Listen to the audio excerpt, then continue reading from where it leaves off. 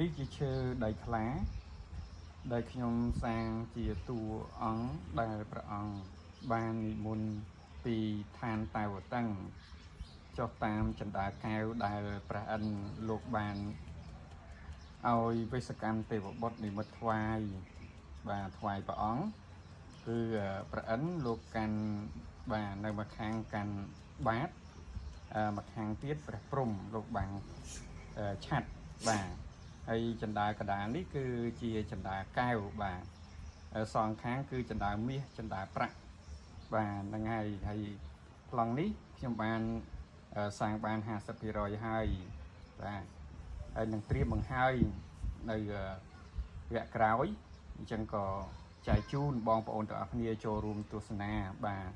ហ្នឹងហើយអញ្ចឹងជាងចម្លាក់ប្រម៉ែធរណីក៏សូមថ្លែងអំណរគុណដល់បងប្អូនទាំងអស់គ្នា